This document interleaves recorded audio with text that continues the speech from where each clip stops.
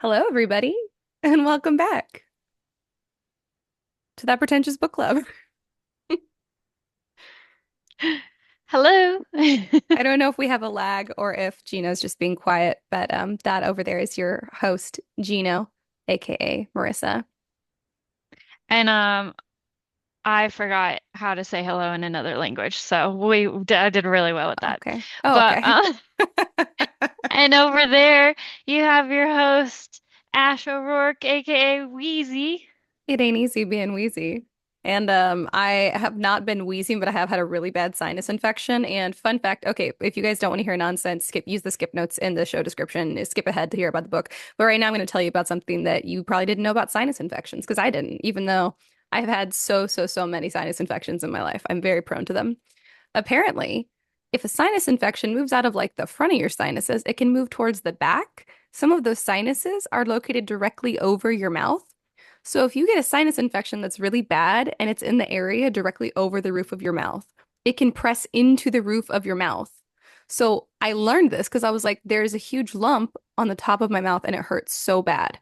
It's because it's all bruised and swollen from being misshapen by how bad the sinus infection is above it. Isn't that crazy? That is crazy. I've never heard that before, and I used to get sinus infections like constantly as a child.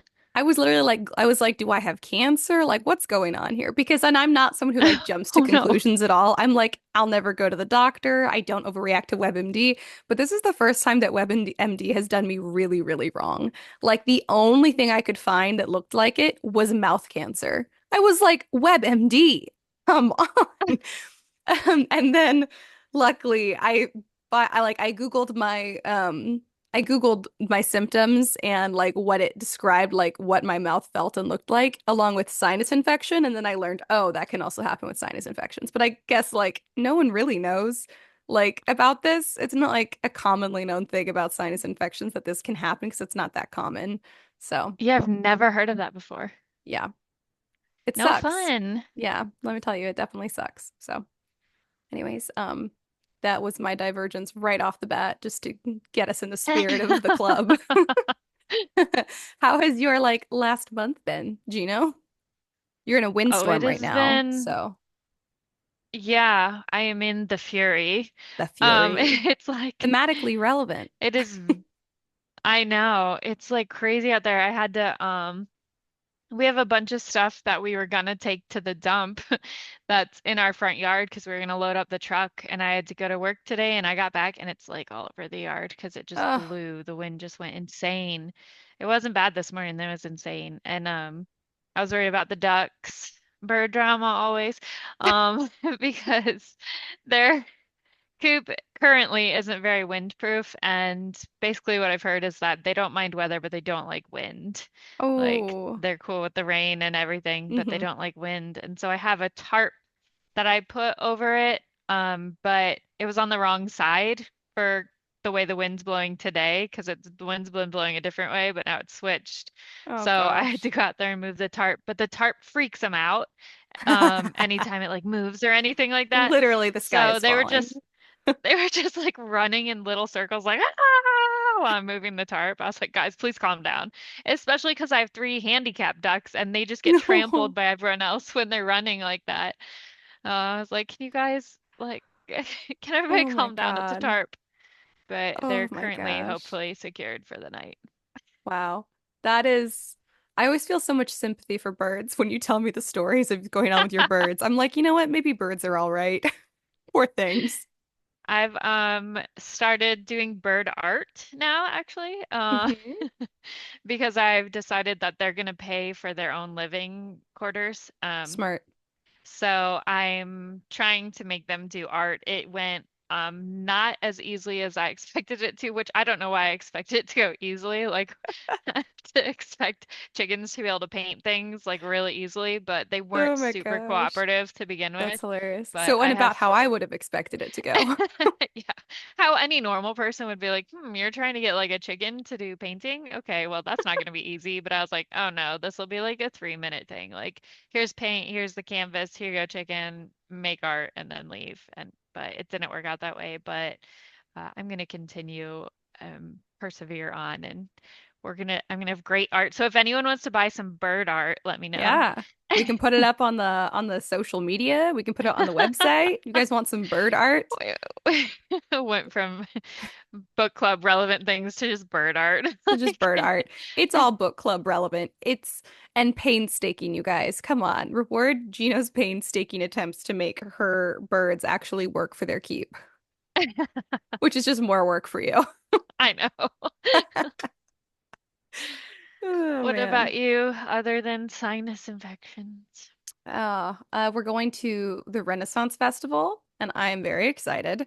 I Ooh. actually like got like a corset that I've been wanting for a long time. Not like a really fancy one, but I've just been wanting an actual corset that I don't have to make for myself because working with boning is it's fine. It just takes a long time and I'm kind of short on time in general. So, I'm very excited about it. Is it like an outside corset? And I don't know if they're both called corsets or if one's called something else, but I know there's one that essentially is the whole like corset and holds your boobs. And then there's one that like goes under your boobs and Yeah, like they're you put different the shirt styles of over, but they're both corsets. corsets. So which one's yours? Yeah. Mine is the one that goes under the boobs. And I Okay. don't remember what that style of corset is called, but I've never had one like it. And it's so silly too, because like the last time I went to the Ren Fair, I was still nursing Riley, and I was like, "Oh my gosh, I can't find a costume to wear that I can actually nurse him in." And I'm like trying to decide, and I'm like, "This is so dumb." Like I'm wearing like a blousey top. This would have been so easy and extra support. So absurd. I could have just done that and it would have been like cuter and everything, but it's fine. So that's exciting. And Riley's going to be a dragon again. Although I'm thinking next year maybe he'll go as Hiccup from How to Train a Dragon because his hair is starting to look like exactly like Hiccup's hair. I was Hiccup one year for Halloween. Oh my God, I love that because you seem like you'd be Astrid like really easily. My friend was Astrid. I kind of went with for a couple of years. What if I could get people to do a theme? I took whatever anyone else didn't want, was what it was. So her son, he was just over a year old, I think. And Oh, he was toothless. It's the cutest costume. So then she was Astrid and I was Hiccup. We oh, also that's did really sweet. when he was like 4 or 5 months old, he was Olaf and I was Anna and she was Elsa. And we got her cousins to come along as Kristoff and Sven. It was pretty awesome. But I haven't That. celebrated Halloween in a while. It makes me sad. Like, Oh. And this is the first year in a while that we did. I mean, I didn't do a lot. I put on overalls, which I already owned, and but I dressed up Riley as a chicken. And the cousins were chickens, so we put them in a wagon and we just wagoned around these little chickens for trick-or-treating. I have to see pictures. I know. I need to like actually I meant to like post some because they are very, very funny and they were a big hit. Everyone was like, "Oh my God, there's more. It's a whole flock." And we were like, they're pretty cute." And Riley didn't obviously neither did Sutton. Like they're both babies still basically, and they didn't care about the trick-or-treating, but there were two dogs that Riley got to see and he was like, "This is the best night of my life." He got to pet one. So, deeply in love with the dogs.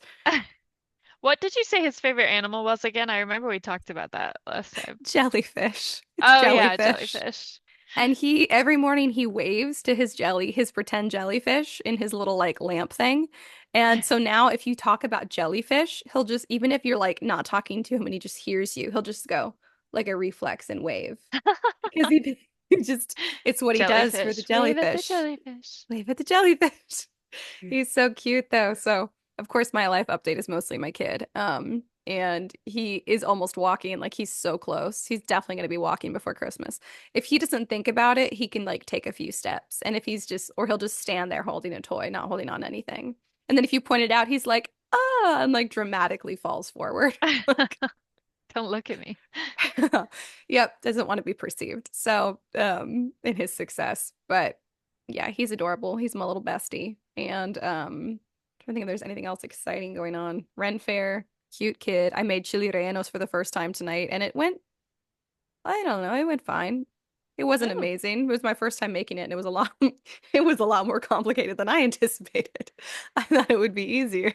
I'm like, I'm no novice in the kitchen, but I was like, I feel like I've never cooked before, ever, trying to do this. Yeah, I'm very picky excited. food. I will be able to cook soon. And by Yes. I will be able to cook soon, I mean my partner will because I don't like cooking. But we've been But remodeling meals will our be able house. to be cooked in your own house. Yeah, we've been remodeling for like 20 months. I actually counted it because I made a joke to my friend to really annoy them. I was like, I now for the first time since the age of a 20-month-old toddler, I'll have a sink. And they were like, why did you word it like that? I was like, just to Oh be my God. obnoxious. That's But amazing. What but if we yeah, just start so referring to time in that capacity? I know. Well, because everyone's always like, why do you say 20 months? Why don't you say 2 years? Which there's the whole argument for that that I agree with that like there's so Yeah, much difference in those 4 months of growth and everything, yeah, but it's I true. just thought it would be funny to be annoying like Yeah. that. That's I really good. often I think I'm gonna have to start doing that. Like I was just giving Gino and her husband an update that they didn't ask for, but I was just gonna give anyways. And so now you guys also get to hear it, which is that and I will try and phrase this the way that Gino does it because it's really fun. For me, probably not for you guys, but that's not what this club is about. This is about me having a good time. Just kidding. Oh it's not about God. you guys, it's about us. This is If you about haven't learned us. that by now. It does seem pretty Main obvious, but main character syndrome, very much so yes, here. and another divergence. Javi got me a ramen bowl that says main character energy all over it. And God, I think it makes ramen taste even better. It's crazy. Like crazy. Anyways, I we are in the process of trying to build our house because our current house that we live in, if you are new here, this is news to you, but if not, you're like, shut up, we've heard this a million times, is falling down quite literally. I don't know what I'm gonna do when Riley starts walking. I lowered his crib to the lowest setting because he can almost crawl out, and I'm like, we cannot move you to a toddler bed, dude. Like, we cannot baby proof your room so it's safe enough for you to be able to walk around in it. Like without supervision. So anyway, so we're trying to build a new house and they have to do like testing for the area where we're going to lay the foundation because it's weird. There's like it's really sandy, which is strange. And anyways, they were like how do I even say this the way that you did it? Um by the time that we will have the geotesting done to begin laying the foundation, um it will be the age of a 9 to 11 week old child. Is that somewhat correct? Yeah. You did it so much more smoothly. I just don't know how. But yeah, that's 9 to 11 weeks, you guys. So great. Until they're like, even basically, they're like, until we can confirm we can actually even pour the foundation there. And I'm like, I hate this. And we still have to get permits after that. But just, just pray that the house doesn't fall down on my baby. I mean, my toddler, Adulting. but still, yeah, it's really good. Gross. Yeah, it Gross. definitely sucks. And I don't think I have anything else exciting.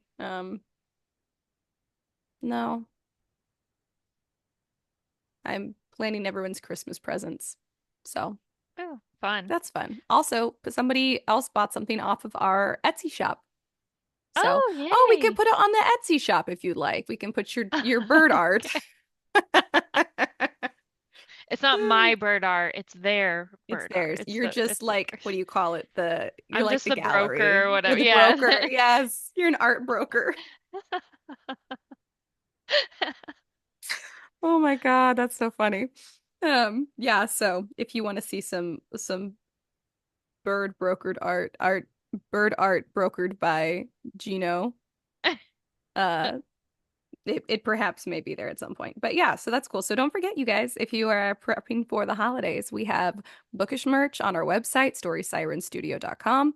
And we also have like cool like resin art stuff that is not necessarily bookish themed. Some of it is, some of it isn't. That is on Etsy.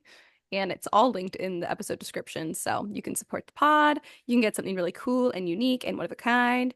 Or if you're a writer, we have a little booklet of fantasy prompts. Oh, and it's that time of year again where I remind everybody that I wrote a book called Space Alien Southerners and Saving the World, and it is as chaotic as it sounds, and it's on Amazon, and it is like an autumn read of all autumn reads. Like the whole idea was I was like, I'm in the mood for something fall.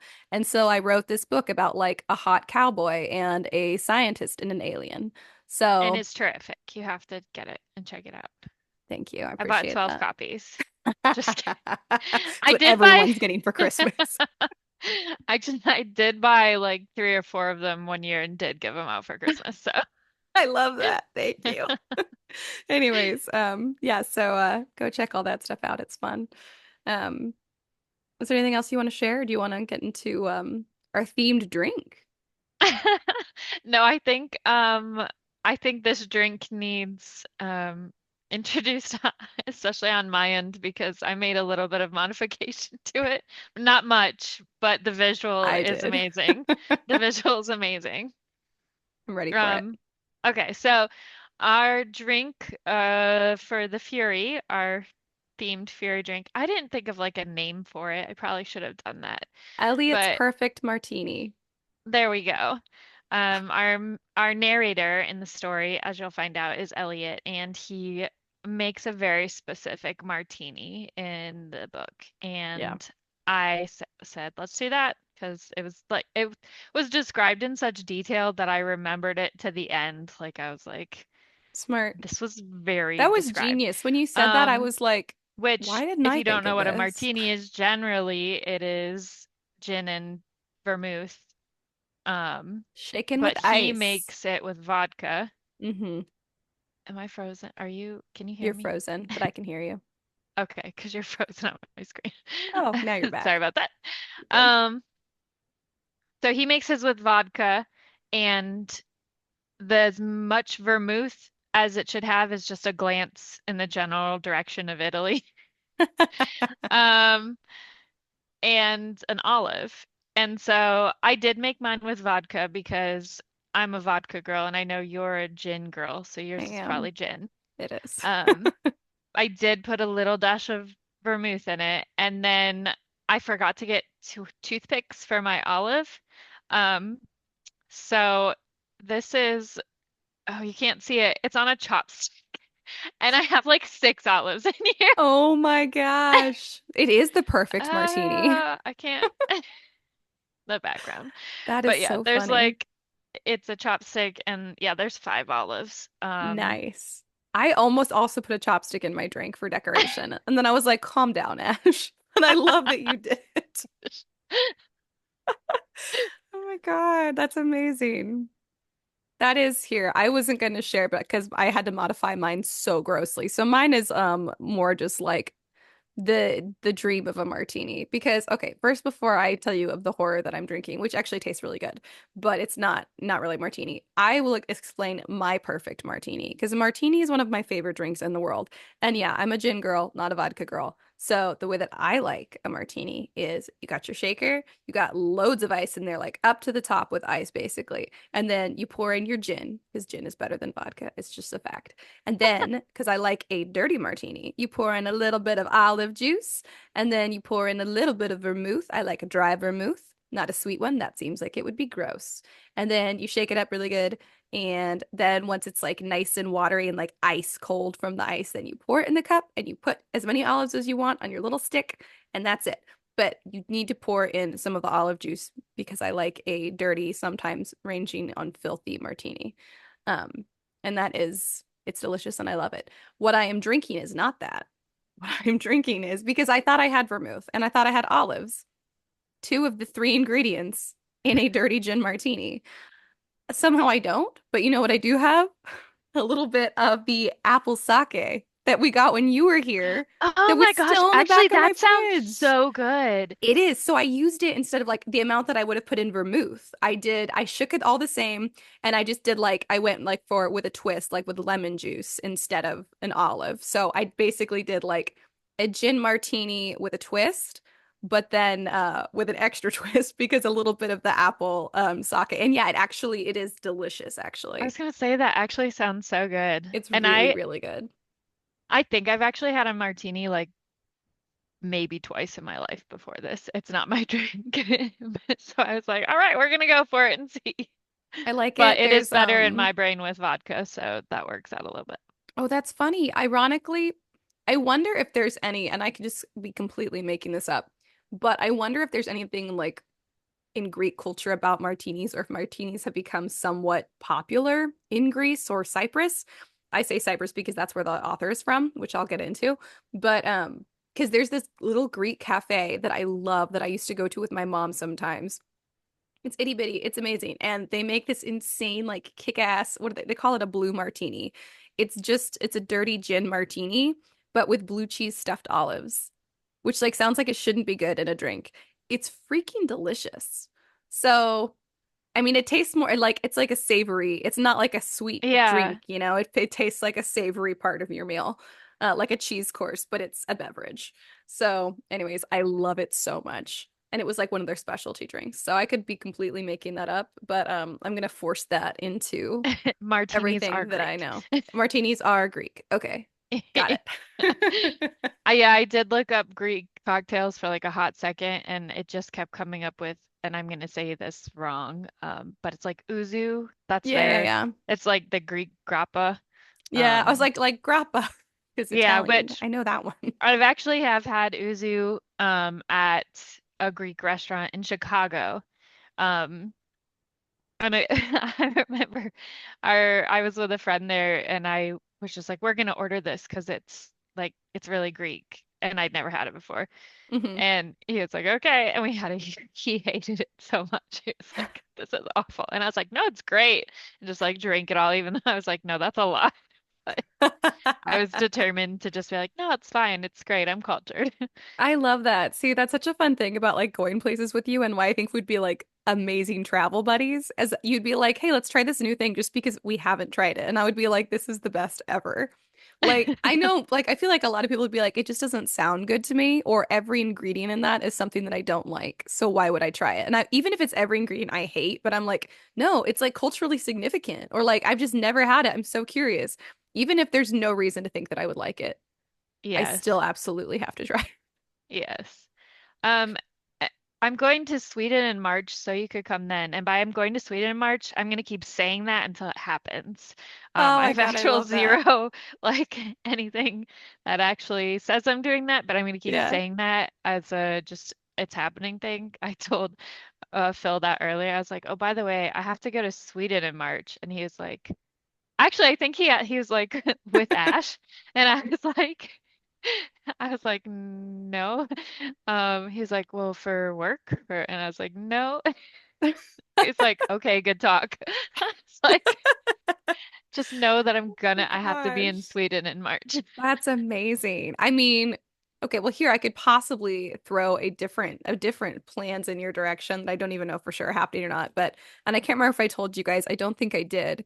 Like I said, I think it's been like I think this happened in the gap between since we last recorded. But my brother sent me this thing, and stop me if I've already told you this, but basically this ad for this cruise. They're doing like a Dungeons and Dragons like event on this cruise. They don't have like the whole cruise ship, they have like a third of it or something basically. But they were looking for DMs to go. So like the dungeon master who runs the games, like to basically run like is it 2 games a day on 2 of the days of the cruise, and then the other 3 days you can do like whatever you want, and you're just like free cruise. Um, and so I was like, oh sure. I mean, there's no way. It's like like in the Bahamas, I think. I think. It's a tropical cruise, and I think it's in March or April. April, maybe? I don't know. March? I don't know. It's March or April. And I'm really giving you guys the great details now. But anyways, I thought there's no way. I'm sure there's going to be a bunch of people applying to like DM for this, but I don't know if it's because I'm a girl and there aren't as many of us DMs out there or what. But they called me and interviewed me and it went really, really well. So I'm going to hear back from them at the end of the month. I may or may not have gotten that gig, but if I got it, I get to go on a free cruise and get a big discount for my husband. And also we can go to the Bahamas or wherever. I'm just saying. Wherever, I guess. Or Yeah, wherever. that sounds pretty awesome. I feel like I could DM, but I've never, as we've discussed, even played. Well, see, Really, but I'm a you good could come on the storyteller, like cruise just and you making could stuff up. like well, you could just like be in like the campaign. You could be like, I want to be specifically in Ash's campaign, which would be so fun. And then the rest of the cruise, you're just doing cruise stuff. It's just like 2 of the days of the cruise. There's like a few hours one day and a few hours the next day where like you're playing Dungeons and Dragons. My I thoughts think on it sounds cruises fun. is that the only reason to go on them is to be gluttonous in every way, which I'm not saying is like wrong. I'm just saying like If I go on a cruise, it's because I just want to drink too much and eat too much. So come It's the drink too only much and eat reason. too much with me in March. And even if you don't do Dungeons and Dragons, we only have a third of the cruise ship. Just take the cruise. We can hang out. I'm just saying. I mean, I'm totally get down to go to Sweden with you. Although the main reason that I can probably hopefully go on this cruise if is because they pay for it for me. Right, right. If they pick me. Yeah, I can't afford to go to Sweden right now, but if I keep saying it, I'm gonna go there. Maybe you'll That's my, manifest it. yeah, something like that. If you I think hear Javi said like, that he wants to go to Sweden. And I was like, why? The last time that he gave me an answer, it was Swedish chicks, but we've had to have discussions about how that's not an okay reason to go since we're married. That's Phil's like around the world perfect um woman is Swedish. Like he Interesting. likes the Swedish accent. Like Really? I yeah. never So heard that.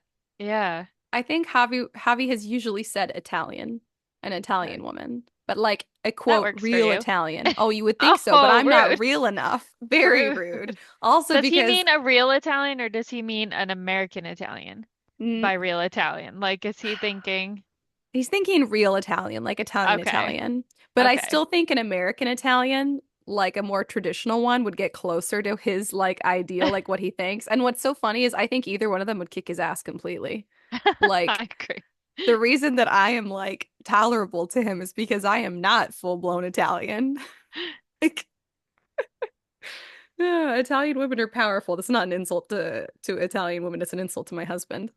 But he's got his headphones on, so anyways, that was my divergence. And yes, regardless, we should absolutely travel at least like a few trips or something in 2024 because you'll actually do it and I'll actually do it. And I'm like really excited. And I want to go on a writing retreat really, really bad. That's like one of my goals for 2024 is to go on Yeah, an actual writing retreat. I'm gonna plan a writing retreat for anyone who's listening and wants to participate. We can, Ah! we can post it Oh my and God, you guys, we people can can meet do you it. in person. We could be Yeah. our voices, but in your faces. Oh my God. They're like, oh no, this Like sounded we so get good 3 minutes enough ago. of your voices as is. No, we need to be able to pause Is and this turn a the volume silent down. is this a silent writing retreat? Or we just don't talk the whole time? Oh, that's so funny. Yeah, that might be more successful for me. I promise I will try to, I was gonna say keep the talking to a minimum. I can't. It's the Italian in me can't do it.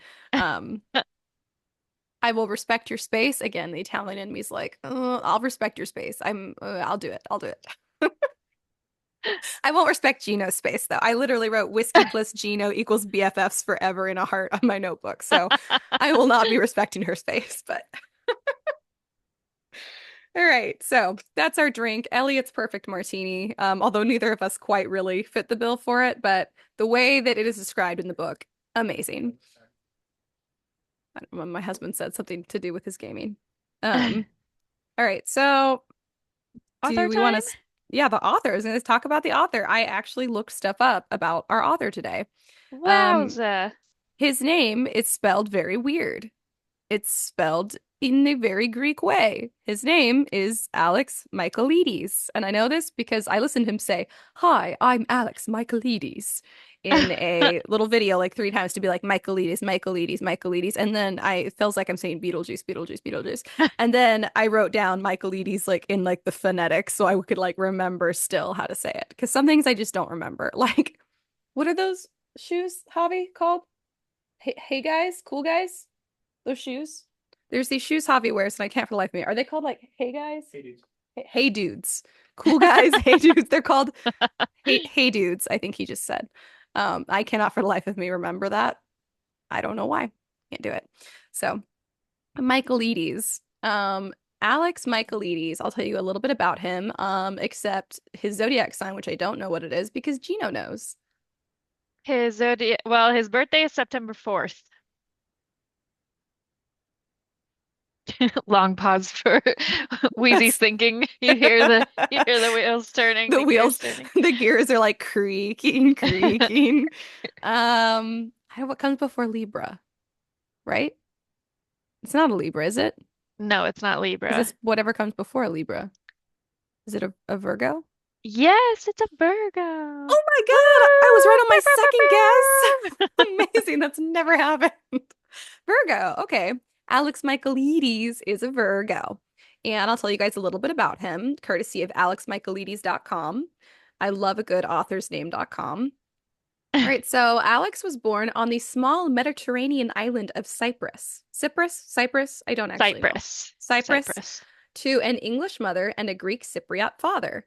Let's see. He grew up in a house full of books. His mother introduced him to a bunch of classic authors, which he made a joke, an action she possibly regretted when he became a struggling writer, which I thought was a little bit funny. Like he's got a good sense of humor, this one. We know, we just read the book. He's funny. And then his older sister was really into crime fiction, and he remembers being really attracted to her Agatha Christie novels. And so can you see how that early interest in classics and in crime literature has Yes. impacted his writing. It's like the perfect marriage of the two in the stuff that he has been writing lately. So he lived in Cyprus until he was 18 years old. And Cyprus is, I looked this up to be sure, Cyprus is not in Greece, but it is very much a part of Greek culture. Like it's not, It's I like think literally not Greek. Like, it's I mean, the Republic of Cyprus. So it's is not it like Puerto Greece, Rico but it's for Greek, us? basically. Is it like, No, I mean, maybe I see, and again, I cannot pretend to know like the history of Cyprus and Greece and you at didn't look what up the point if entire ever. history of No, the. I didn't look up the origin of how they came to be individual countries, but they are. But for as all intents and purposes, as far as culturally the rest of the world knows, incredibly similar, basically the same. Like the Greek myths are Cyprus's myths as well. So they're not like a different, they're not like different myths. They're like the same. I don't know how to describe this in a way that makes sense, but you guys can Google it. That's what I did. I didn't want anyone to get mad at me. I'm afraid of the Greeks. I'm just kidding. Well, mostly. I don't know. I'm a little bit afraid. Let's see. He left Cyprus to go study at Trinity College, Cambridge University in England. He graduated with a master's in English literature, so don't let anyone tell you you can't do anything with an English lit degree. And then he got really into drama when he was in school. And he got into acting, but his acting experience sounds so much like mine. He wasn't a great actor, to be honest. He just really liked being part of the group and putting on a production. It feels like like sort of like forging friendships and creating family is how he describes it, which is also very much what I felt like being in productions. And same like working in film sets, because that's what he went on to do a little bit. And he's also a screenwriter. Um, but yeah, the acting does not pan out. I will say, I think stage acting is very different than film acting. I love the forging friendships and working on like a joint thing together that's in film. I do not enjoy acting on film, which is funny because I always thought it would be the reverse. I do enjoy acting on stage, so that's like my exception. But no one will ever see that because that's never happening again, probably because I don't have the time for that. Unfortunately, let's see. So at the age of 36, he felt like he wanted to sort of go a new direction. He Oh my goodness. Wait, is that am I going too soon onto that? Hang on. This is funny. Okay, so let me back it up a little bit. Having been in therapy, this is a quote, since he was in his early 20s, he had a real interest in it and considered training as a psychotherapist. End quote. So that's when he started working part-time at this secure psychiatric community for teenagers. And he was also studying at the postgraduate level at that time. And he didn't end up qualifying to be a therapist. He left before then, but he definitely brought that experience with him. Um, when at the age of 36, he sat down to, quote, write that detective story he'd been putting off for 20 years, end quote. That makes me feel good. I'm not 36 yet, I guess. I mean, I guess I still have time You to write guess. like, No, you really aren't. yeah, I'm not yet, to write like an Agatha Christie novel.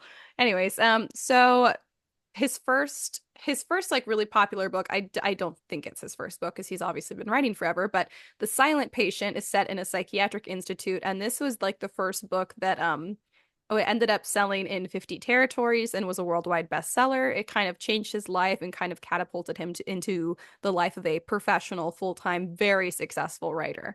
So let me tell you what books he has right now. it's so the Silent Patient, which is the one he's the most well known for, The Maidens, which you probably have seen the cover of somewhere. It's like the cover is like a Greek sculpture, like the bust of a woman, like a Greek sculpture style. And it looks really, really good. I've almost read both of those books so many times, but I ended up getting The Fury, which is his most recent book. I got it because it's part of the Book of the Month Club, which I ironically skip except for like 2 months out of every year.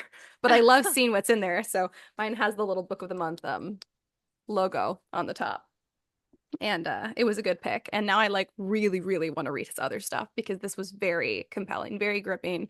I have not felt like so like gripped by a narrative style since oh, come on. The thriller writer, I was reading him like obsessively for most of last year.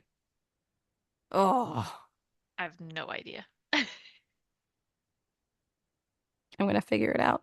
Is there anything that you want to say about Alex Michaelides? I did not do any research, so Oh, no. that's Except okay. for that, I did read the author blurb on the back. And Oh, then from what you said, I feel like he wrote like there's such similarities between him and the narrator of this story. It's a little weird. yeah. I mean, not weird, but I like it's like know. like I was like, Yep. huh, oh, and huh, oh, okay. I know. Riley Sager, that's his name. That's the author. Riley Sager is another thriller author, and I sort of discovered him last year thanks to Spoons, our other co-host, and I got like really obsessed and read like 5 of his books right away. And I feel like that's what I'm going to do with Alex Michaelides' books too, except that he only has 3 so far, so I'm gonna need him to get on that. Yeah, but that's what I know. I didn't even read the description about him in the book. I probably should have, huh? Since it's probably the most up to date since it came out recently. I Anything feel new in like this? no, I feel like you pretty much covered it with what you Hmm, said. yeah, I did. Oh, except I will say it. So the Maidens, I forgot to say, has been optioned for television by Miramax and Stone Village. So, we might get some films. It's very much, it's something that feels like it would be. I mean, the whole thing is written in 5 acts, like a play. Like, Yes. it's makes very much sense that it would be a movie or something. So that's what we know about the author. And now for the part that always like gives me an absolute anxiety attack and makes me go, why did I suggest doing a podcast that is entirely this? Is um reviewing the summary of the book, even though I can't remember how to pronounce the name of my husband's shoes that he's explained to me like 8 times today. Well, I can So, try and go with it. I forget the order of this. Do we do our impressions before we do the summary or we do it yes, you're afterwards? totally correct. Okay. We do it before. Yeah, first impressions.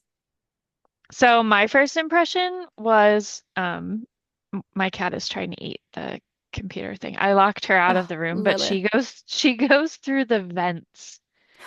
The vents don't have covers on them because we're remodeling, and she Oh my knows how to get God. from room to room that she wants to be in through the vents. So That's she's a terror. terrifying. Oh my Um, goodness. Hi, Lilith. it You're is. so scary. I love you. She's just clingy. Um, Aw. sorry. Anyways, back to first impressions. Yes. So the cover, I was like, that kind of looks like an eye, but I'm confused. I don't know what's happening. Oh, same. I had like word for word the exact same first impression. And then I read like a blurb about it, and I don't remember if it was online or like the kind of introduction to the book in the book. That was basically like I remember it saying something about this murder mystery with an unreliable narrator. So like Oh, before I even read it, I knew that our narrator was very unreliable, and I was just like throughout the whole book being like, in what sense? Like how unreliable? yeah. And Like in the then I sense that find he out. tells you immediately that he's like, listen, I might be a liar. I'll do my Yeah. best, but I'm probably still gonna lie some. And it's like, okay, all right, okay. We're being real up. I love an unreliable narrator. Like it is, especially in a mystery, so exciting. I Yeah. My first impression of the cover was like, this is honestly the cover is why it's been sitting on my shelf for so long. I bought it because it was a book of the month and I loved the summary. I was like, oh, that sounds so intriguing. Um, and the cover I just ignored. I still don't really understand the cover. I'm Yeah, I sure that don't there's some either. symbolic I meaning to guess it, like but maybe the eye, it's someone's watching you kind of thing, but I don't know. yeah, It and is it's like confusing. layers of being watched. For those who are listening to this, not watching it on YouTube, to describe it, it looks like it's like a sort of like it's like a Greek island, like the beach on a Greek island, because that's where most of the story takes place. And then it has a like deep blue ring around it that you can it's a little transparent, like you can see some of like the terrain behind it. And then it has just a clear ring where you're just seeing like normally the background. And then it has a circle of like light blue.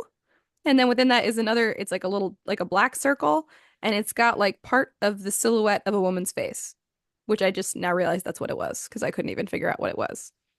I Um, don't even I had to look so see closely. Let that. me see if I can show Like you. in the black. Yeah, in the black print. Let me see if I can show you if you guys Oh, are on see? Oh, come back. Trying to show you guys on the YouTube. we She gets believe you. confused. It's not gonna show Ah, though. you can see her chin and her lips. Okay. It's like absolutely not. That is a hand and a book cover, not a person. See? Oh, you can kind of see it for a second. Yeah, I was gonna say I barely caught it You there. can barely catch it. It's part of the mystery. Uh, anyways, you can also probably, I guess, look it up and like zoom in on it online. But yeah, The I Googles. literally just now caught that. So that was not a first impression, that was a last impression. But our first impression was the same. This book cover is confusing. It does not detract from the quality of the book at all, but the cover I still find confusing. Yeah, Um, that I wouldn't pick that book up. Like mm-mm. if that's it. No. I I what do was your judge first books by their impression? covers. Oh, I do too, extremely so. What was your first impression when I was like, "Hey, let's read this one"?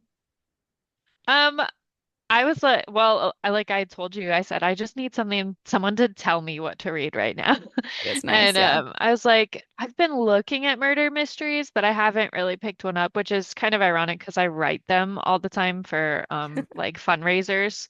Yeah. Um, and but yeah, I was like, okay, yeah, let's try it out. Um, so I was very open to it, but I Okay, did I'm see the so cover and glad. I was like, interesting. And you're like, And this looks weird. yeah. Because I also felt like it looked weird. And I was like, this could be so horrible. I'm recommending a book I don't even like the cover of, which made me feel like really, really shaky. Um, anyways, so it all turned out for the best. Unlike perhaps this book, spoiler, Unlike the plot. Blah, where blah, things did blah. not perhaps turn out for the best. And on that note, do we want to get into the plot? Yes, yes. 3 hours into the podcast, we shall start with the plot. So I'm gonna do the best I can here, and hopefully I do better than last time. I literally thought you were going to say, hopefully I do better than Ash. And I was going to be like, it is not hard. The bar is not high. Like, No, I meant because what did no, we do last time? It was so all over the place, but like in a good way, I feel like. it was, I don't even remember what we did. I just remember we House had Moving fun. Castle. House Moving Oh, Castle. It was well, that all book is over the all over the place. place too. I mean, that one is like, whew, so twisty and turny. That's a good one. Let's just talk about Yeah. that one again. So how it starts is Howl is oh Oh, that's my girl. so we have our narrator who is Elliot, who is so much like the author that I forgot his name when I was trying to look up Elliot's drink, and I Hmm. typed in Alex his drink because I was like, his name's Alex, right? Yeah, But no, yeah. it's Elliot. Elliot. Does Elliot's it our make you trust narrator. the author a little less? Because I feel like maybe I couldn't quite trust Alex now. Yeah, no, definitely. I was like, shady. Hmm. Um, it's Elliot, and he is talking to you. Like, it feels like he's sitting at the bar next to you. And I saw someone describe it like, because there's 5 acts, and they were like, every time he buys you a drink, he tells you a different version of the story. Like, he's like, oh, this is how it happened. And then he buys you another drink, and he's like, oh, but I forgot to mention that this is actually how it happened. That And then is he buys you so another drink, and true. he's like, well, what I left out before was, for each act. That is so And interesting. It's like when somebody gets like caught for like doing a crime and they only admit what they have to, but every time that like investigators like dig a little bit deeper, they're like, okay, well, yeah, also, and like only admit exactly what you have to every time, except that nobody is prompting Elliot. He just doesn't know how to shut up. Right. So it starts out, the first act is him telling the very basic story of this Lilith is misbehaving. The very basic story of what's happening. So he introduces Lana, who is this Hollywood starlet that she's in her early 40s now, but she was a child star of Hollywood and just like the biggest thing. And you picture a little bit like Marilyn Monroe-ish of like, Yeah, not necessarily the way she looks, but the quality of where she was, like just a young yeah, everyone. She was in every movie and just everyone knew her name and loved her. And then she married a Hollywood producer and he bought her yep. this island and they had this son together. And then he dies and she gets all his money and she lives in London now, with her son Leo, And she's who's also basically part a of the story. goddess. I mean, like, Yeah, she's like a pretty great person. yes. And then her friend and the narrator's friend, Kate, they met The in kind of the same narrator's circles. frenemy. I Yeah. mean, Yeah, they met in kind of the same circles. Kate was also an actress, but did not do as well as Lana, and she does more theater now, and she's kind of like a back burner actress, and there's some tension there of like her best friend is Lana and she's just Kate sort of thing. yeah. So she struggles with that. And And she's a little then chaotic. She's a little wild one out there. very much so. Then there is Jason, who is An Lana's asshole. I'm sorry, her husband. That's right. That's what I was gonna say. Lana's No, me husband. too. We were same page. Currently, not the producer one. He's dead, but this is the He new was one. also an asshole, but he's Yeah. dead now, so it's okay. Um, and then we have Agathy. Is that Uh-huh. how would you pronounce it? That's how I She's would pronounce it. I don't know if it's okay. correct, but She's the Greek. She was hired originally for Lana as to kind of keep the house on their island, and then she just ended up traveling with Lana because Lana was lonely and wanted someone with her, and she just became basically her confidant. She's still like a servant, really, Mhm. but she's Lana trusts her very much, and she's just a Yeah. confidant of hers. I'm like flashing back to English literature and with my minor in theater in college because like we studied like the specific archetypes in Greek plays and I forget what the Greek word for it is, Oh. but the confidant is I cannot believe I'm just putting all this together now. Like there is a character for like every archetype in a Greek play because they're very formulaic. And she's Agatha's Agatha or however you say her name is the confidant. And I'm like, oh my God, like just the way that the whole It's a thing is Greek play. cast. Yes, which is like so stupid that like of course it is. He basically tells you it is the whole time. What the heck? I mean, 4 year, 3 years of learning down the drain. Like, oh Hey, my it came God. back. It came back. Yeah, Elliot is a playwright, Hmm. and an author, and he's written one really successful play Hmm. and just kind of slid on from that being like, he's trying to write his next good one, but he just can't quite get there. Yeah, and he's just like best friends with Lana. Like they basically met at this party with, media people rubbing elbows and they became besties and it's obvious he's deeply in love with her. But Yes. yeah. And Lana calls him up and is like, "Hey, let's go to the island in Greece because that's where they go sometimes to hang out Hmm. as the small group." So they all go there. Um, Jason, Leo, Lana, Kate, Agatha, and Elliot. And then there's a groundskeeper there. And Nikos. yes, Nikos. He lives there full time. He's the only person that lives on this island, and he So he's doesn't real weird like now. ever leave the island. So it's He's just him what all the time. he's a good study in why I keep trying to tell Javi that Riley can't be our only kid, especially if we're going to homeschool. Like Nikos, and when you're like, why? It's like Nikos. So maybe I'll try and get him to read this book. Continue. Bless Nikos. Um, He's a totally fine person. He's just weird now from being totally secluded yes. forever. Yes. And Elliot tells you from the beginning, like, this is a story of murder. So he's leading up to it. He's Yeah. pulling you in. And they go to the island and he tells how um, he sees, let's see, they get there. Agatha makes dinner. Jason's being a jerk. He's got his guns and he likes to shoot clay pigeons. And In real pigeons. Kate's Yeah, and real pigeons. And Kate's being a lush and also smoking lots of weed, I think, and Being a I think lush. some cocaine. I've never heard somebody say being a lush. Really? Yes. I mean, I've Is read that wrong? it. No, it's not. I don't think it's wrong, but like I've heard it used so rarely that I'm actually gonna have to look this up because like I love that you just used that. What does it mean to be a lush? A lush definition. Of vegetation. No.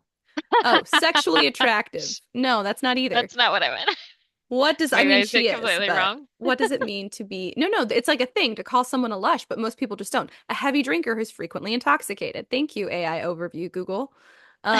No, I See, think I she was just being a love shrub. that. I like that one. She's being, Vegetation. she's being vegetation. She's being really sexy vegetation. Nah. Well, I mean, maybe half of that true, but yeah, being a lush. That is so funny. I love that you said that. All right, let's bring it back. Continue. So they're there. They all get like you get a little bit of setup of each of them. Like I think in the first act you do, and if not, I might spoil something for the second act, but it's not that far in. Find out that you see like there's something going on between Kate and Jason. Yeah, very quickly. Um, They're not discreet. yeah. And Elliot's kind of like just an observer to all this mostly, except Supposedly. yeah. And the next day they go for a picnic on the beach, and then they decide to go out to dinner on the main island, Mykonos, I believe it's Hmm. pronounced, but and Ooh, let's go to also Greece. it's Okay, continue. also it's called the Fury. We find out because there's this wind that comes through on the island and around the island that's called the Fury by the locals because it's just this like harsh wind that comes in and like nothing, it's just harsh for a while until it's gone, sort of thing. Yeah. So the fury starts like coming as they go out. So they're like, is this a good idea to take the boat back to the And main Jason's island to like, get dinner? yes, I know exactly what we're doing. I've taken out boats in much worse weather because I'm Jason and I Yes. suck. And I can't admit that anything might be too much for me. I am awesome. And everyone else is like, Jason, it's okay if you drown. I thought you put in my brain, I was like, oh, she's putting on like pretentious, so she's being British. But then I was like, oh, wait, no, they're actually No, I British. literally I had the thought, I was like, I'm pretty sure Jason's British. Like, didn't Yeah, she he meet him is. in England? L- Yeah. Yeah, him and Elliot, and maybe Kate. But Mm-hmm. I know Lana's It from is too. California. Yeah. But so they go out to dinner, and Kate is just being irate and like acting up and A lush, drinking if a you will. lot and being and there's this tension and everything. And they go back on the boat back to the island and then Elliot's like, well, now before I get to the murder part, I have to tell you some things I didn't really tell you before. So then we get to Act Two, where he kind of goes back and gives a little bit more detail about everything that you just heard. So he's talking about Hmm. how um, he gives a little bit of his backstory actually at that point, I think. He talks about how he grew up in a rough home and with a rough school life, and he eventually escaped and lived on the streets for a while and did what he had to do to survive. And then this rich lady, found him named Barbara West and She took him sucks too. home to do nefarious things. And And he changed his name. yes, he changed his name based off of a book character that he Hmm. really liked. I Yeah. don't remember what the book was. I don't know. Yeah, but she But she used him and he used her for the status and the education and which he of course like pretty badly needed, which doesn't make it okay that she was a predator of an underage dude. Uh, but right. then later on like into adulthood like they continued living together. and they had this arrangement. And So, that's how he met Lana through mhm. her because she was of significance in the sort of Hollywood celebrity world. Not Hollywood, but because they're in England at this The point, but whatever yeah, that what do would you be. call it? The upper crust of society. The what is it? Oh, what's it? There's a name for it. I don't know. It's like the intellectual circle of like fancy people. And it used to be more of the society set. It's one way to put it. I'm not a part of it, so I'm unaware. I am also not a part of it. I've just read about it. I heard that it exists. In I don't think we books. have it in America, but So he meets Lana and Kate this way as well. hmm And yeah, Kate and him have this relationship this whole time that's kind of like, I like you, but I don't like you. I don't know. Blah, hmm blah. And he's madly in love with Lana. You can kind of tell from here. He has been Um, since childhood because his only bright yeah, spot in his childhood was watching her movies, and they were of roughly the same age. So he would like sneak into the theaters and like watch all her movies. yes. And then he gets back to present, or not present day, but back to the present of his story and is like, so after the dinner, we all went back to the house, and Kate started being an absolute drunk and acting out. And um, basically, everyone else was like, let's go to bed. They didn't want a whole thing to happen. And I don't remember where everyone ended up going specifically, but I'm pretty sure everyone splits up their own ways, Yeah, like back to their own rooms kind of thing. yeah. And then Elliot hears these three shots ring out and runs out to the orchard, Ruins. the ruins. Yeah, the ruins. There's just And old Greek ruins on the island, which sounds beautiful. Man, why do they gotta go ruin a beautiful private Greek island with this nonsense? Unbelievable. Unbelievable. Continue. if So I had angry. an island, if I had an I swear, we wouldn't be doing this nonsense on that island. island. And Lana is dead. Ta ta ta. In the ruins, and Leo is clutching her body, screaming and crying, And she's wearing and Kate's shawl, and she's she's got wearing Kate's like shawl. 3 gunshot wounds. She's covered in blood. It's very traumatic. And then Jason shows up, and then Kate shows up, and Agatha, and Elliot gets down and pulls Leo away and is like, leave her alone, and feels her pulse, and she's dead. And Yep. but who killed her? So Jason decides to search the island for her murderer, and Elliot goes with him, Elliot and and Nikos. Nikos. They go search the island. They don't find anyone, There's no and one else Elliot says there. it's just as I like concluded. It was only the six of us on the island. Ta And ta Elliot's like, ta. we And called the then he's police on like, Mykonos, but they won't be able to be here until basically the fury is over, until morning at least. yes. And then he goes, oh wait, but by the way, I did forget to tell you a couple of things. So let's go back to the beginning again. Yep. And you're like, Elliot, okay. And I so he see what's goes going on. back to the beginning again. And he's like, so before Lana invited us on this island, um, she found out that Kate and Jason were having an affair, and she came to me and she was crying and upset, and I'm her best friend, so that's why she came to me, obviously. And we formed this Obviously. plot. We formed this plot to make them pay for what they had done and make everything come out in the open. Yeah. And so then he takes us back to like present in the story that he's telling, not actually present day, but present in the story he's telling. And Lana, the dead Lana, sits up hmm Yep. because She's she was actually not dead. dead. What? And Agatha's there and Crazy. she was like, what did you do? And runs off all upset. And Lana chases after her, and Elliot's like, Lana, you can't chase after her, you're dead. Um, Yep. so he goes after her, and they see Kate and Jason fighting about where the guns are, and Leo's Mhm. screaming like, Lana's dead, it doesn't matter. And Lana sees that Jason is just angry. He's He not doesn't care upset that she's sad. that Yeah. she's dead. And so Lana's heart breaks again, knowing that Jason doesn't care that she's dead. Yeah. And then she tells Elliot to go with them across the island, him and Nikos. No, yeah, yes, Nikos. Yes. What's his name? Okay. Nikos. Yeah. My Nikos. brain just like I was like Mykonos, Nikos. No, wait, what's his name? Nikonos. Um, yeah. Ah.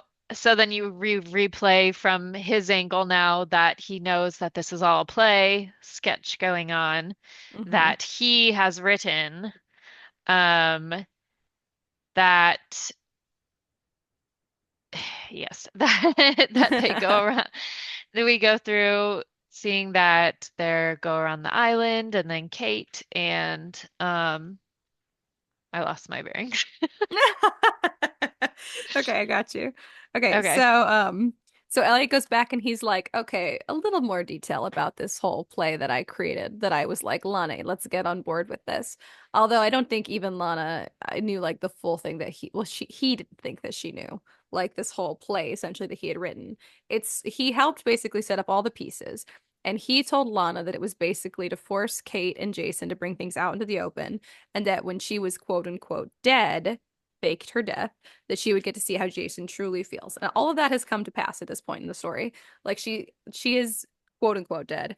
Jason is clearly he's not upset about her death. He's upset about everything else. But not upset that she's dead, which is sad. Lana is trying to convince Agatha not to spoil basically the whole thing. She's like having to like convince her, like, please don't tell anyone. We're trying to do this on purpose. We're trying to make all of this come out. I want to see if Jason like leaves Kate or whatever, and if their relationship falls apart. Because the idea was to put pressure on the relationships would fall apart, or at least that's what Elliot told Lana the purpose of the thing was. But really now we see Elliot going on his merry way. He's got a separate thing that he's doing all of this for. You can see my husband in the back with his little grumpy face. There, little grumpy face. Anyways, His so separate Elliot, agenda. yeah, he's got a separate agenda. So he is following, no, not yet. He's not. Hang on, let me make a note. He tell I got us back. Oh, you got it? Yeah, Did I get us off I course enough think to get us so. back No, on yeah, course? yeah. You were like, God, no, no, God, no, I Wait a got minute. this. No, you're good. I just like followed back in. There's so many So layers of many. this Yeah, story it's that an because onion. it's yeah, there's 5 acts and in each act it's the same story over but with different details. Like none of them were lies necessarily. It's just a lot of things left out that He even says, like, I bring the didn't truth. lie per se. If I did, it Yeah, was a lie of omission. I just didn't tell right. you guys things. And he's correct and very, very crafty. And that just goes to show how a lie of omission is still a lie. Because boy, is it powerful. It changed the whole damn story multiple times. Oh Like, yes. damn. So on his mission, Elliot goes, he finds Jason and he's like, "Oh, Jason, the police actually said that they're on their way now and we should meet them at the jetty. So I'm gonna get everyone else." So Jason goes to the jetty and um, Elliot goes and finds Kate, who's in the house distraught. And he's like, "Kate, the police are coming here. I told everyone to meet at the jetty." And she's like, "Great, I'm gonna go." And he's like, "No, but I have to tell you something."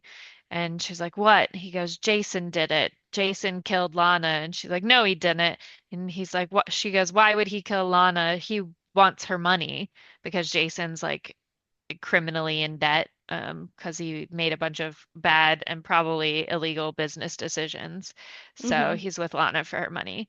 Yeah. And He's a real also prince. we didn't mention earlier, but Lana actually met Jason through Kate, and Kate was madly in love with him when they met, and then Lana was just the starlet that like stole him. So Yeah. that's Kate why, and Jason were dating yeah, first. yeah. Definitely a bummer. Um, But so Kate was like, I always loved him and I tried to kind of forgive you, but I didn't. But Elliot's like, no, Jason killed Lana. And she's like, I don't believe him. And he's like, well, here's the gun I found in his room. And she's like, why would he do that? And he said, well, Kate, isn't it obvious? She was wearing your shawl. He thought it was you. He was trying to kill you so that you wouldn't mess his relationship with Lana up. And Kate's like, I Hmm. don't really think I believe that. And he's like, well, even if you don't believe it, take this gun for protection. So Kate was finally like, fine. And she takes the gun that Elliot hands her, the loaded gun, and she runs off to the jetty. And then Elliot runs behind her and spies from the bushes. And he tells this what happens is that Kate goes up there and confronts Jason, and Jason's like, "Give me the gun." And Kate's like, "No, did you kill her?" And he's like, "No, you're crazy." And then all the doubt goes to Kate's mind and she actually believes it. And as he tries to fight for the gun, she shoots him and kills Jason. But then Hmm. Elliot's like, "That's how it would have gone. That's how I That's how wrote I the wrote story." it. Yeah, that's how I wrote this Yeah. play that everyone has been acting out under my fingernail because I am God. Yeah. But what actually happened is it started to diverge from where I wanted to right here. He's like, authors always talk about their characters running away from them, and I never really understood that until now, because they're all running away from what they're supposed to be doing. Like Yep. he's genuinely a psychopath that thinks he's like writing what these people's lines should be, but they're actual people living their actual lives. Yeah.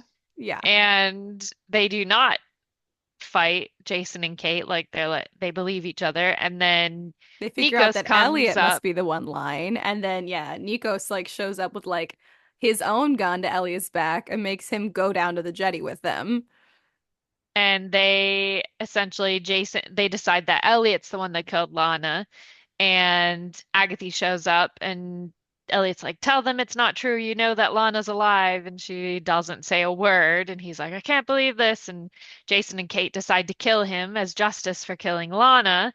Yep. And they put the gun to his head and shoot. And then we get to the next act where Jason's like, oh, by the way, what I forgot to leave out at the beginning, which this is interesting because it's like from Lana's perspective, but it's still from Elliot's Yeah. perspective. Well, he So, Elliot says like early on, he's like, you'll have to forgive me at some parts. I'm just going to have to use my imagination to like basically imagine what must have been going on the other end. Like of the details, I only know some of them, and I'm just going to have to try and imagine it from their perspectives. And that's so how he tells the things that some of which he learns after the fact, some of which he couldn't possibly know. He's just guessing. But as he's clearly he's very good character study, so I think I mostly believe his assumptions about this stuff. It makes yes. sense. Um, but yeah, so he's not dead. It was blanks. They were shooting blanks because this whole thing was actually this whole ending to his story that he wrote for them to act out was actually sort of rewritten by Lana. Because what you find out in the final act is that that night that Lana came over to his house, to Elliot's house, to cry about finding out that Jason and Kate were cheating together, and she was heartbroken because she loves Jason. She got drunk. They wrote up some of this like play together initially, like as sort of like a joke and just like to vent and get the feelings out. And then she woke up. He was still asleep on the desk with his notebook. And then she read it and it changed everything because she saw that not only had he written the rest of this script, like taken it way beyond the sort of like joking, venting, angry thing they were doing, but had written this ending that results in Kate killing Jason, but also he had He been had a following stalker he notebook. full stalker notebook like, and it was beyond creepy, like beyond even what he had admitted to being creepy about before, where he was like, I will admit that I did keep a journal of the times that I saw Kate and Jason together, because Elliot knew they were cheating way before Lana found out, and he was just like, I can't be the one to divulge it. So he set things up basically for Agatha to be the one who found Kate's earring on Jason's jacket and showed it to Lana, and Lana's like, that's not my earring, and then she finds out it's Kate's. And all of that is what happened before they went to the island. And Elliot had set all of that up. And so Lana learns all of this basically in the notebook and sees how long Elliot has known about this affair going on. And then, really creepily, there are like diary entries from Lana's perspective that Elliot has written because he's This crazy. This chapter was so awkward to read. Like not in a Oh my written poorly God. way, but just like I in like you felt for the character so much. Oh You're my like, I don't want I God. have so much embarrassment and awkwardness and like I Ugh. don't even know what's going on. Yeah, So it was much so hard to read. cringe and pain. Yes. And Yes. so Lana's basically like, she leaves. She leaves then. She leaves him asleep and she's like, what am I gonna do? This guy's like legitimately dangerous and he's very, very smart. So like there's no way to like easily extricate herself from the situation. She's also kind of reeling because she found out her husband, who she loves, has been cheating with her best friend, who she loves, and the other guy that was her best friend, who the night before she'd been like, maybe I should have just married Elliot after all. And there was a time where Elliot, the night that Lana met Jason was the night that Elliot went to propose to her because they were in love. Um, so like they definitely had a history there. And so all of that got flipped on its head. Lana in I mean, she's so smart. Lana's such an impressive person that she's just like, okay, immediately goes to Kate's house. She's like, Kate, I know you're having an affair with my husband. And Kate's like, oh no, Lana, I'm so sorry. I just ended it. And she's like, no, no, no, this is not my problem right now. We'll deal with that later. Right now, we need to deal with Elliot. And she's like, and Kate, who's always had like something kind of against Elliot, is like, he's evil. I knew he's evil. He's a total psycho. And Lana's like, yes, yeah, okay, yes, you're correct, but I have like proof of that. And then she sort of like explains to Kate what she read in Elliot's book, and they figure out a way to sort of like Flip the take it a script. step further and flip the script like literally on Elliot so that they've basically said, here's what we're going to do. We're going to tell the people who need to know what's going on, like Leo and Agatha. I forget, did they tell Nikos? I don't remember. At some point, she goes and talks No, to Nikos, they but didn't tell Nikos, no. okay, yeah. So they I only don't like think tell the so. people who need to know. Jason's sort of punishment is that like he doesn't get told what's going on at all. They're like, suffer, Jason. He's And like out of the loop on both sides. Like he's not part of Elliot and Lana's idea of like killing Lana, so he doesn't know she's not actually dead. And then he's not in on the yeah. part of like we're not actually killing Elliot. So he fully was like, yeah, shoot him. Yeah. Like Yeah, Jason's a mess. And Kate's like, this is really hard for me. And Lana's like, that's your punishment. So fair. And so they basically situate it so that like they've rewritten their own ending to Elliot's story. So that's when that divergence happened when he's watching them like down at the jetty or whatever. That's because that's how Lana and Kate had scripted things to go. And so with them getting to the point where they would have killed Elliot and they pull the trigger, but it's a blank, all of that is that's been orchestrated because of the plans that Lana and Kate made to flip the script on Elliot and his crazy ass. And then Lana shows up and she's like, yeah, so this is the deal. Elliot, you're crazy. Get off my island. Like, uh, Jason, you're dead to me. Also leave. yep. She's like, Jason, you didn't even care when you thought I was dead. So you suck. You mean nothing to me now. And they just sort of like leave Elliot there on the beach and they all go back They're to like, the let's go house on the pop champagne island. and celebrate. Yeah. They just leave him there. And it's all of his childhood triggers like are all pouring in on him at once. Yes. It's bad. This, yes. And like, I don't know how they already acknowledged they knew he was dangerous. Yeah. And then they're like, we're just gonna like mess with him like school bullies, which like he fully deserved. Yeah, But yeah. they're like, we're gonna mess with him like school bullies, like And then just he grew leave up with, and him. then just leave him. And I was like, bad idea, bad idea. And so then Elliot Yeah. Talk about takes, like a loose thread. Like, oh yeah, my gosh. he walks up to the house. He says he's embodied, but he sees like the fury, like this like spin of like wasps and air and everything. And he's like, he Hmm. like embodies me. And he walks up to the house and walks in and they're all celebrating. And they're like, we told you to leave. And he finds the And gun that he had stashed in a bush. and And kills Lana. He shoots her 3 times like he did earlier. And it's And so then sad because Lana, you'd just been seeing from her perspective that she's like, you know what? Feeling like hopeful and happy for the first time in a long time. She's like, I don't need Jason. My son is so talented and great. He's going to be an actor and I'm going to support him. I'm going to move back to Los Angeles where I'm from. I'm done with dreary London. Like, she's like, things are looking up. They're popping champagne. You're like, Lana, you so deserve this. You've been through so much. And she did not have a good childhood either. This goes to show childhood does not justify you being a freaking psycho. Um, yes. yeah, and then he walks in and he shoots her. And then he's like, so I'm actually telling this from jail, essentially. I'm writing this story because Yep. my therapist told me to. I don't really like writing not for an audience, but like Mm-hmm. I guess It's I'll like do there's it right no now. The point except audience for is my writing for inner an child. audience. Yeah, Yeah. he's like, the audience is my inner child, so I'll write it. But also, if you're reading this right now, it's only getting published if I die because then it'll have a bigger impact. So if you're reading it, I'm dead. The Yep. end. Yep. Yep. That's the book. That is The Fury by Alex Michaelides. And it was really, really, really good. I really, Thank you all really for enjoyed coming. it. Goodbye. That was it. And the end of the podcast. Keep your teacups full of pinkies. All that. That's the murder theme. Exactly. All right. Well, do you have favorite least favorite characters from this book? Favorite. Okay, least favorite is Jason. Um, Yeah. Okay, that's he's completely fair. just He just sucks. a There's jerk. nothing like deeper to it. He just Yeah, sucks. yeah.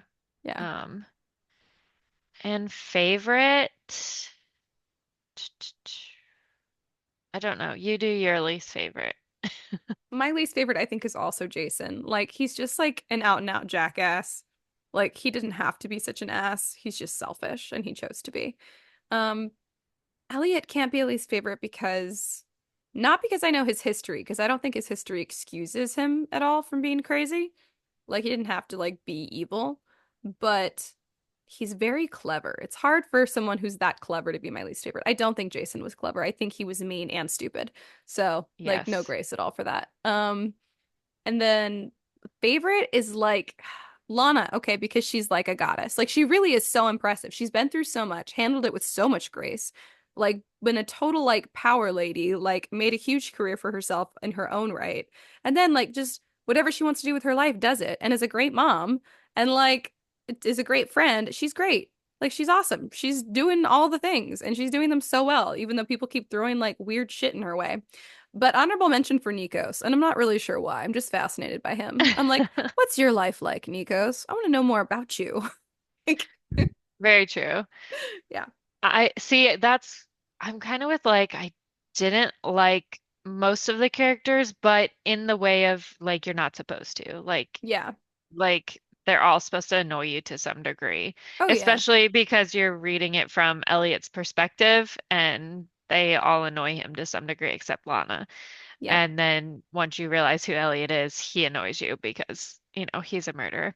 Um, yeah. So murder's annoying. annoying. Murder is annoying. So I think though my favorite character, and it's not by like for any reason or any large amount, might be Agatha, just because like Yeah. she's a decent human all She's on my around. list too. That's kind of what it felt like with Nikos. I was like, I feel like he's not like a bad person. Like, does he have Yeah. any social skills? No. Is he like a decent person? Feels like kind of the same with Agatha. Like, she's not like the most social person or like the friendliest, but like she seems like a good person. Yeah. Yeah. So I think that's where I'm gonna sit All with right. that. What about favorite and least favorite parts? Good Lord, these cats. I hope Hello, you're just cats. hearing like thundering all throughout on my side, probably. They're Nah, running around being Zoom audio is filtering it um out pretty well. You guys almost got to hear Flora go like, "Meow," or Club Supreme leader at the door, but she stopped thankfully, like right before we started recording. And my other cat's sleeping next to me like an angel because she's flawless. She is so Lana Farrar. my least favorite part was that chapter where it's in the final act that like you find out Lana knew all along because it was so hard to read. It was so cringe, but like it's cringe isn't even the right word because it's not cringe. It's just like it was hard to read. I Yeah. don't know. Emotions hard to read. Yeah. The feelings, man. Yeah, Yeah. that'd be my least favorite part. And then my favorite part, um, you go again. I have to think. Damn.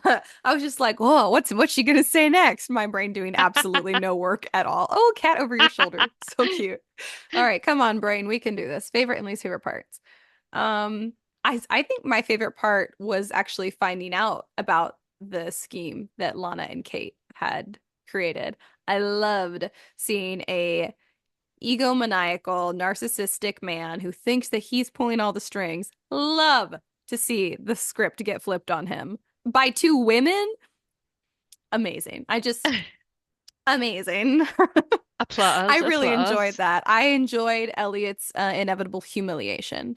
So that was really great. I just think Lana's so clever too, like the way that she like handled it. Except for at the very end where I was like, why would you leave someone you think is so dangerous just like alone on the beach? Like, aren't you gonna have like the police escort him away? Like, I was very confused by that choice. Um, yeah, strange, but yeah. Aside from that, I mean, I really enjoyed that. There's so much I enjoyed though. It's difficult, but I guess I would maybe say that least favorite. Um, I don't I for me I think no least favorite because it was all really well like written, but I like hardest for me to read, like emotionally least favorite was like honestly about Elliot's past.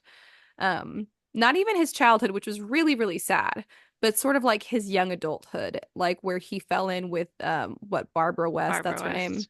Yeah, where Yeah. he sort of like fell in with her and like right the time right before that, basically the period when he was forced into independence too early, um, and was forced to do things that he would never have done and to accept situations that he would never otherwise have accepted.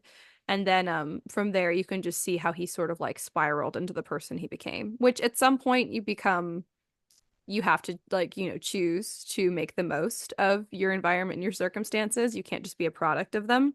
Um, so watching that transition from the time when he was a product of his environment by no fault of his own to that transition to when he became like a creature of his own making, that was like very, very difficult to see. Because I was like, "Ah, I see, I completely understand it. Totally can feel like the empathy for you, Elliot, but it can't excuse the things that you continued to. The murder. Yeah, the murder, the psychopathy. Yeah. Actually, So we that's just a forgot hard to transition. add in the end too, he also admits to pushing Barbara West down the stairs and murdering her, which Yes. that was like slightly alluded to twice before. Like once it's like he was accused of it, but how could he have done that? And then another time I caught it where he was like, he does say like After she fell after down the she fell stairs or down the stairs. something. But like but the But he first says time it he in a said, way like, yeah, because the first time when he's talking about her dying, it's like he just was like, oh, she died when she got older. And then the second yes. time he's like, after she fell down the stairs. And you're like, Mm-hmm. whoa, wait a second. And he had talked about this time they got in an argument at the top of the stairs. So it was like, oh, okay, Yes. that Yeah, happened. he definitely dropped all of those hints. And then Barbara had gone to there was a period in his adulthood where he and Lana weren't friends. Not really weren't friends, but just weren't in contact for a little while. And he finds out that Barbara went to see Lana and basically told him all this stuff about Elliot and said a lot of which Lana already knew, just like stuff about his past that wasn't particularly savory that she thought Lana would be disgusted by. Lana was like, I already knew all that. But then Barbara said, if I ever die unexpectedly, just know he's the one who killed me. I know he's the one who'll kill me. Which we found out is true. And also that the only script that he was ever successful with that catapulted Yes. him remotely into the society set with Lana, he stole from Barbara. So Yes. After she died, he was like, he oh, look at found this it in a script. drawer. And then he Yep. put his name on it. Yep. But my favorite part, I decided, is his made up story of how Kate kills Jason. That was really Like, good. yeah, the way he's like, this happened and this and this and this. He's like, that's the way I would have told it. Like, I was like, oh, See, I liked and at the that. end, Elliot says, and it turns out I'm not even a good storyteller. Like the one thing I sort of like made my quote unquote fortune on, like, because I just stole the script, but I'm like, I beg to differ, Elliot. Like, I think you're a very good This storyteller. is one thing you can claim. Yeah, absolutely. Let's see, what did we learn from The Fury by Alex Michaelides? We learned, well, you already said, if we're going to be like real about this, that a lie of an omission is a lie and very much so. Yeah, and can be absolutely just as damaging. I do hate that. I think there have been times in my life where I genuinely believed like a lie of omission isn't a lie. And then like honestly, like the more you get into adulthood and you learn that people around you have not told you things, that they have lied by omission intentionally, and then you see like the destruction that didn't need to happen if they had like just told you something that you obviously should have been told. It's like, oh, damn. I can't use the live omission thing anymore because a live omission is there shouldn't be like a differentiation. It's a lie. If someone's supposed to know something and you're not telling them, like if it changes the outcome of what they would do, like If it tell changes who them. the murderer was. Yeah, if it changes who the murderer was, if it is like if it would change how somebody feels or thinks in a significant way about their life or something in their life, like tell them. Oh my God. No lies of omission. If you have like, should I tell them? Probably. Probably, yeah. hmm We also learned that you shouldn't cast your friends in your plays because they just don't cooperate. No, it's true. It's very much like DMing when he was like, oh, none of the characters are doing what I told them to do. You're like, I suffer this every day. I was like, I understand this. Like in what did they say? In my like interview with the guys who are like interviewing DMs for the cruise or whatever, what did they say? They said something like, like what's like a challenge that you have? And I was like, well, I mean, there's the age-old challenge of like DMs where you're like, I've set up a perfect encounter for you guys that's gonna lead you right into the next part of the campaign. And instead, you guys were like, can I roll to seduce the sea That's monster? And you're me. like, oh, That's me. I'm 100% the chaotic character, and by character I mean in life, not just in in life. I not can just see in that. Dungeons and Dragons or in this. Like hmm if I was one of the characters in this story, not one of like if Marissa was a character in the story, I he would be like, "Gosh dang it, she didn't do anything I wanted the whole It time." won't do Like I've just been anything she's going supposed left to wing the do. whole time. Oh my God, that's so funny. I think I would be like too predictably uncooperative. Like he'd be like, I know she's gonna try and do the opposite of what she thinks that I would think she would naturally do. And so I'm just gonna account for that. Like it's not crafty. Like I'm not that crafty about it. I'm just obstinate. Like, No, oh my God. I would be like on the boat back from the dinner. I'd be like, "Hey guys, let's go swimming." And they're like, there's literally 5 foot waves out here." I'd be like, "No, let's do it." And see, this is the problem is maybe why we shouldn't travel together because my brain was like, do it. Oh my God, that's such a great idea. I've never heard such a good idea. Wait, maybe we are just predictable. I am just predictable. I That don't would just know. be the thing. He'd be like, I "Oh, I don't know know. that she's gonna do something weird." I don't know. Maybe you need like two agents of chaos. I don't know. I'm just saying. And again, an argument in favor of why we should travel together. Maybe So bring the manic, maybe, but we're mostly gonna for do this us. experiment. We need we need 4 other people and an island, and we're gonna see how this goes. hmm The only thing we're lacking is the island. So if anyone out there is like, "Oh, I have my own private island," DM us. We'll get Yes. this experiment set up for the greater Yeah, good. exactly. Oh God. Anything else that we learned? Uh, I wanted to say don't trust your best friend, but that is not the thing to take away. I don't think most of our best friends are a psychopath of the degree of Elliot Chase, whose real name we don't ever learn, do we? I don't know if we did. I don't think we do. Yeah, because he just calls him like the kid Yeah. before his persona before. I'm so curious what his name was. The power of a pen name. That's another good lesson. Power of a good pen name. Well, maybe. I Yes. don't know. You thought his name was Alex. So I know, kitty cat. What's that one's name again? That's Captain Levi of the Scout Regiment. That's That's right, his full Captain Levi legal, of the Scout Regiment and his full Lilith, legal Mother of title. Demons. Captain Yes. Levi. That's right. I remember because you talking about like, what are we gonna name our new kittens? And then you threw those two out there, and I was like, very specific. I like it. Did I tell you I chickened out at the vet though? Which I was so mad at myself. They were No, like, "What's their why? name?" And I was like, Lilith and Captain Levi." And so I was like, because beforehand I kept going, "I'm gonna go to the vet and I'm gonna give them their full legal names, and that's Oh what's my gonna be on their gosh. paperwork." That's Um, hilarious. I uh, don't know what this says about me, but I chickened out on doing our animals' full names. Like I didn't do like Yennefer of Vengerberg. Flora's name is just Flora. That was Hobby's choice. Right. And then at Ruby Roo. But then for my human child, I was like Riley Dragonslayer O'Rourke on his legal birth certificate. Like, no shame. No delay. I don't know what that says about me, but uh, yeah. says great Anyways, things. it's good. How many pinkies up would you give The Fury by Alex Michaelides? Can you tell I like to say his name? It's fun. You're like, I learned Michaelides. this, I will use I this. learned it. I listened to it several times. I wrote it phonetically. I will remember it. Unlike the cool guys, the Hey Dudes. I think I got it right. I think it's Uh, Hey Dudes. I was thinking about this earlier, and I think about this every time that I have zero, even though I've talked about how I have a system, I have zero system to this. Like, if I went It's back at the chaotic, books, true if I chaos. went back at books and I was like, oh, I only gave that one that, I would put that one above that book and back and forth sort of thing. It's like, that doesn't It's work right. because you are genuinely chaotic neutral. I think I might be chaotic good, or yeah. I mean, I feel that you're truly chaotic neutral. See, I feel like I'm chaotic neutral bordering on chaotic evil. But Oh, that's what it is, um because I'm chaotic neutral bordering on chaotic good. That's why. We fill out the range of chaos. I'm gonna go with 4.2 pinkies. I like it.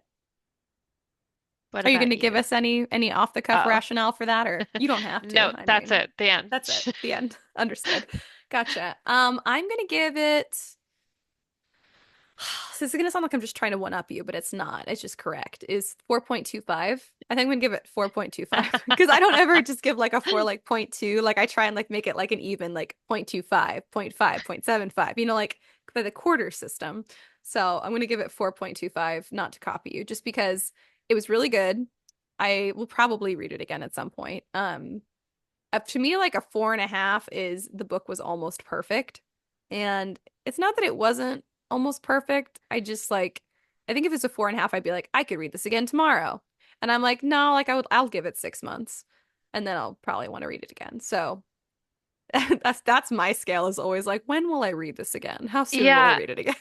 I do think about that, but I don't think I would read this again just because I only read books again that are like fives for me. That's where I'm That's at with fair. read books again. But I think four is like I would recommend it to someone if it's a Yeah, four that's at true. least.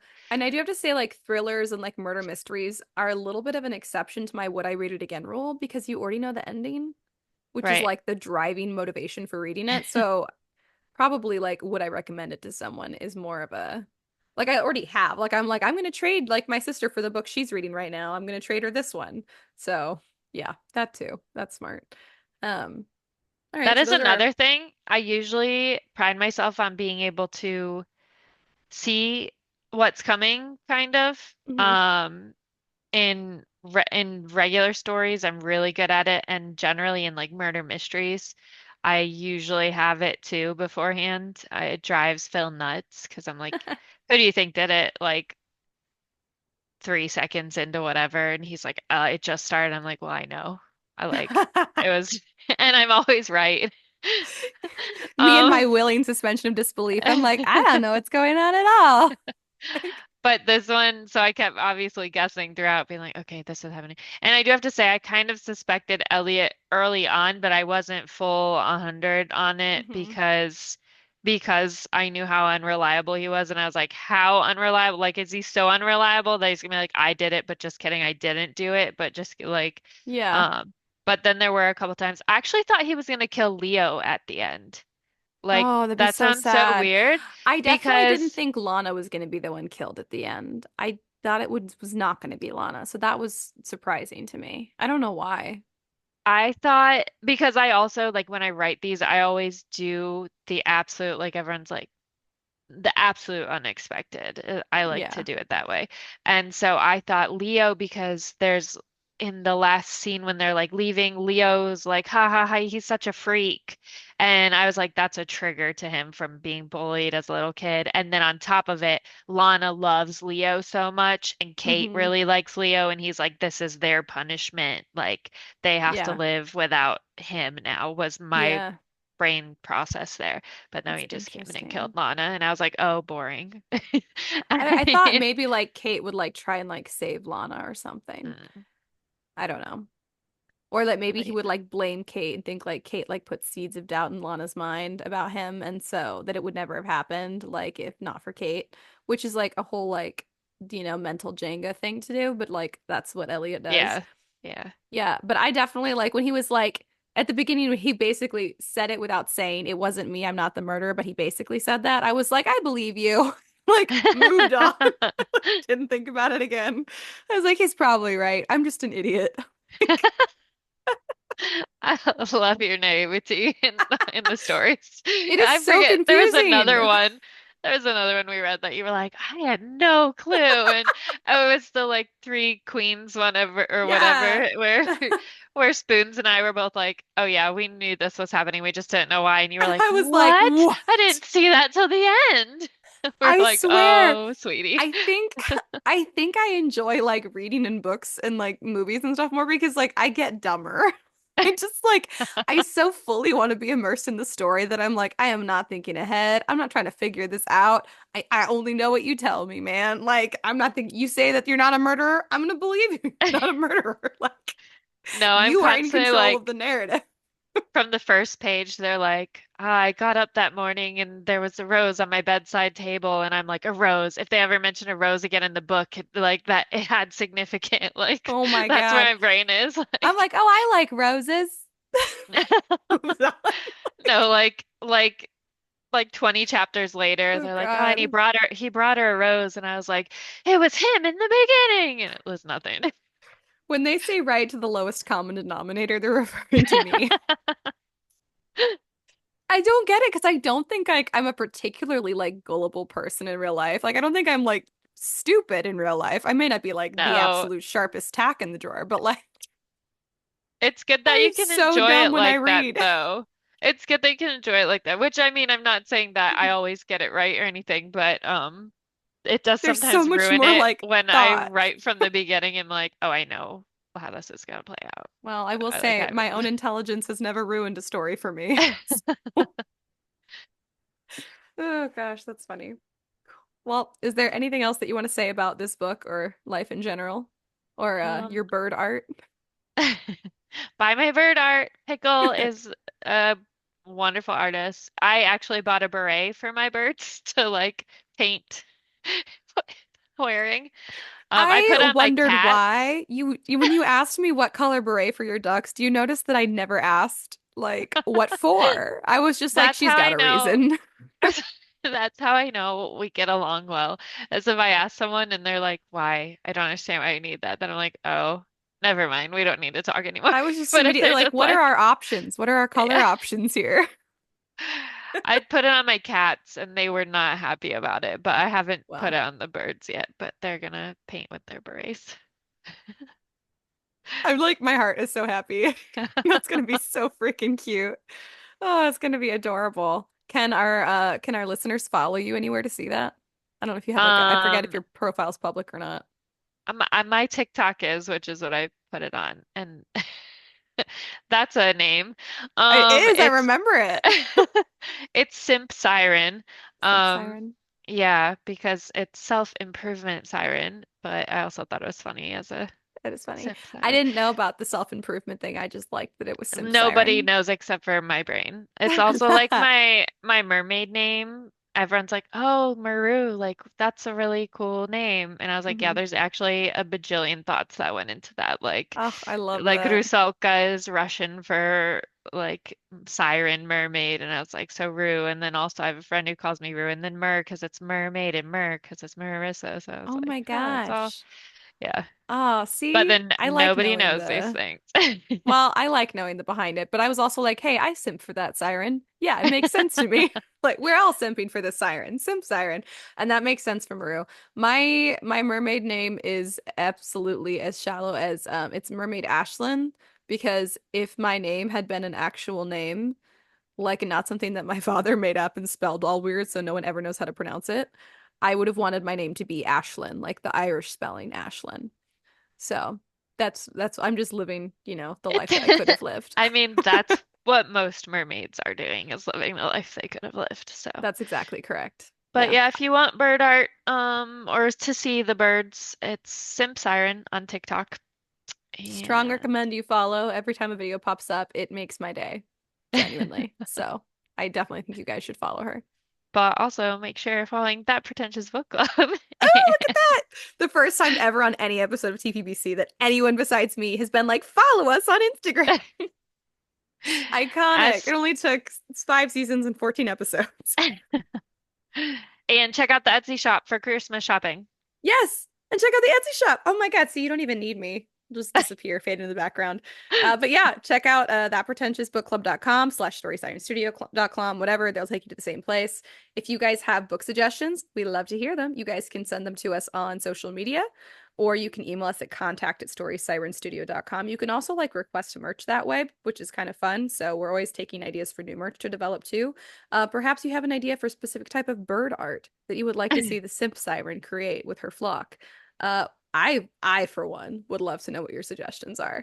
And I'll be fully on board because as we know, if it's in the written word, I will believe it hook, line, and sinker. I will be on your side.